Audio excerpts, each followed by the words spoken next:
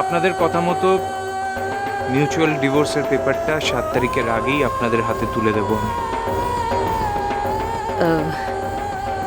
ঠিক এইটুকু কথাই আমাদের দরকার ছিল অরিন, এর থেকে বিশেষ কিছু না। যাক, বিয়েটা তাহলে। হ্যাঁ মা, বিয়েটা হচ্ছে। ওই সাথেই হচ্ছে। একটা কথা, বিয়ের পরে ওদের দুজনের মধ্যে যদি বনিবনা না হয় তাহলে সে ব্যাপারে আমাদের কাছে কিন্তু কোনো অভিযোগ জানাবেন না।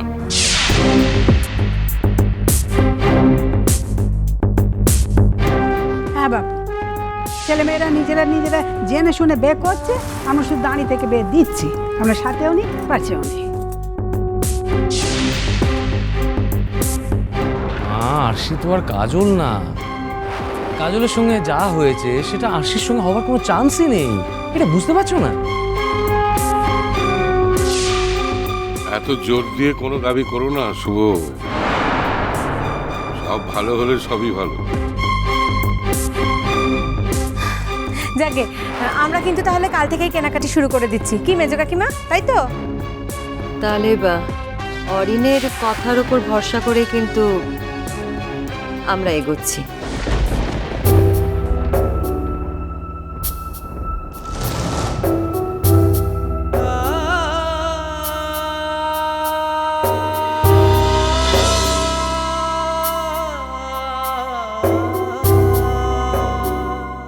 কাজল তো আমাকে বারবার ফিরিয়ে দিয়েছে।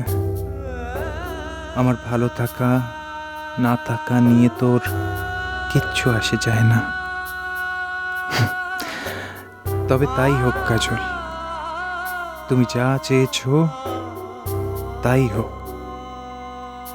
এই জীবনটা এইভাবেই কেটে যাক, নিজের হাতে নিজেকে শেষ করে দিই তাহলে।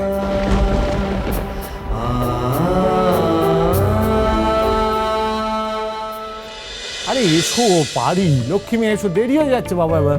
কাকুন আমি তোমার সঙ্গে যাব? না না, তুই আবার হসপিটাল অ্যাবসেন্ট করবি? না না, আজ তো আমার অফ। আমি ওই ভিসার খোঁজে যাব ভাবছিলাম। ও তাহলে তুই এই কাজটা কর, ওটা কমপ্লিট কর। আমি তো থাকছি ওখানে, তোর ওটা শেষ হয়ে গেলে যদি পারিস একবার রেকর্ডিং স্টুডিও আসিস।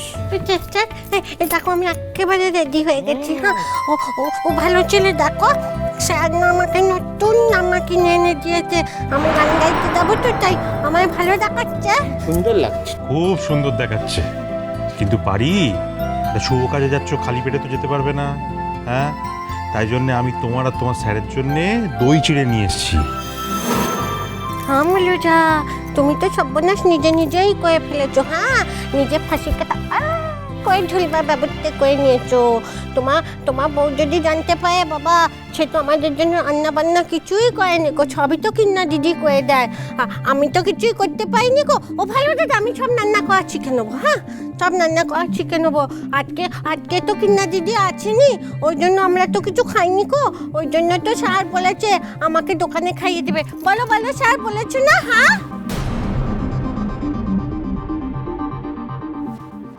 রাকামা, বাবা তো নিজের হাতে দই চিড়ে নিয়ে এসেছে তোমাদের জন্য, তোমরা না খেয়ে যেও না। হ্যাঁ, অসুবিধা নেই জুডো, আমি কোনো দোকান থেকে টোস্ট কিনে বাড়িকে খাইয়ে দেবো, আমিও খেয়ে নেবো, তুই ভাবিস না।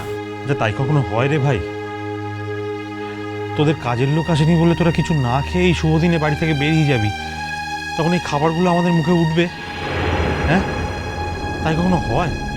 লক্ষ্মী ভাই আমার, এরকম জেদ করিস না, খেয়ে নে। ও স্যার, ভালো দাদা এত করে বলছে দই চিড়ে এনেছে, আমার খুব খেতে ইচ্ছে করছে, একটু খেয়ে নি না গো। হ্যাঁ,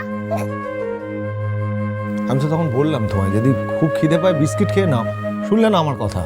বাবা, আমার তো বিস্কুট খেতে ভালো লাগে না, আমি কেন বিস্কুট খাবো? হ্যাঁ, রাকামা, দই চিড়েটা খেয়ে নাও না প্লিজ জুডো। ঠিক আছে, শুধু শুধু অশান্তি আর শুধু শুধু অশান্তি বাড়াস না, ছেড়ে দে।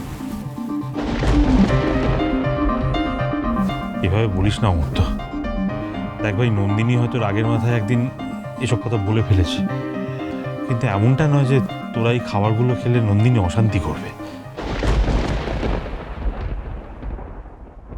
আজ আমার সম্পর্কে তোমার ভাবনা কোন পর্যায়ে নেমেছে অমর্ত্য? এই তবে আমার পাওনা ছিল তোমার কাছ থেকে। যদি এই তোমার ধারণা হয় আমার সম্পর্কে, তবে তাই হোক। তোমার এই ধারণাকে আমি সার দিয়ে, জল দিয়ে বাঁচিয়ে রাখার চেষ্টা করবো অমর্ত্য, বাঁচিয়ে রাখার চেষ্টা করবো। ও স্যার স্যার ভালো দাদা এত করে বলছে, একটুখানি খাই না গো। হ্যাঁ একটুখানি খাই খাই খাই। ও ও ও সবচুনিটা তো এখানে নেই, একটুখানি খাই না। তাছাড়া কাকুন, তোমার তো বাইরের খাবার খাওয়া একদম বারণ। প্লিজ খেয়ে না, আমরা সবাই মিলে বলছি, আর তুমি আমাদের কথাটা রাখবে না? না না, আমার ওসব কিছু বারণ টারণ নেই। তুই বরং এক কাজ কর, দে খাবারটা দে, আমি বাড়িকে খাইয়ে দিচ্ছি। ও তার মানে তুই খাবি না? মানে ওই একটা কথা ধরে জেদ ধরে বসে থাকবি তুই, তাই তো? আমাদের দেওয়া কোনো খাবার তুই মুখে তুলবি না।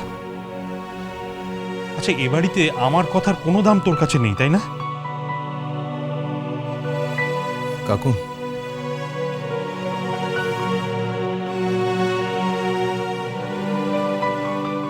মা যদি তোমাকে একদিন আঘাত দিয়েও থাকে, সেই আঘাতের আর অপমানের দাম তোমার কাছে এত বেশি যে আমার আর বাবার অনুরোধের কোনো দাম নেই তোমার কাছে। হ্যাঁ রে ভাই, তোকে তো শুকনো শুকনো লাগছে কেন? কি শরীরটা কি আবার খারাপ হচ্ছে? আরে তুই তো বলেছিলি যে 3 মাস হয়ে গেলে অপারেশনটা করিয়ে নিবি, কবে করাবি?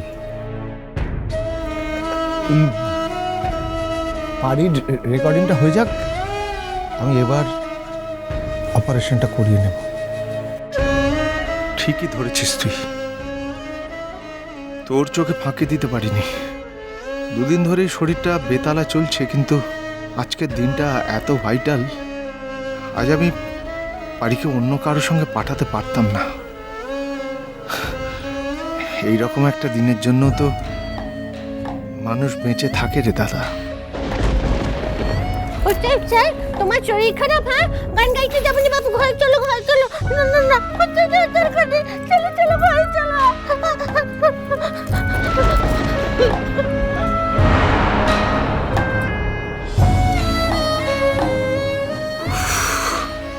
অসহ্য অসহ্য, ওরে ন্যাকামো, আমার সারা গায়ে যেন আগুন ধরে যায়। কি পারি, আজকের একটা এরকম একটা কাজে আমরা বেরোতে চলেছি, আজকের দিনে কেউ কাঁদে? তোমাকে আমি কি বলেছি, আজকের দিনে কারুর সঙ্গে ঝগড়া করবে না, মন খারাপ করবে না। আজকে তো মনে খুব আনন্দ নিয়ে দারুণ করে গাইতে হবে, তবে তো গানটা ভালো হবে, তাই না? আর আমার কিচ্ছু হয়নি, আমি একদম ঠিক আছি পারি, একদম ঠিক আছে। আচ্ছা নে, এবার খেয়ে নে। খেতেই হবে? হ্যাঁ, খেতেই হবে, খেতেই হবে। তোমাদের রান্নার লোক আসেনি বলে একই বাড়িতে থেকেও আমরা খাবো আর তুমি খাবে না, রাঙা কাম্মা খাবে না, এটা তো হতে পারে না।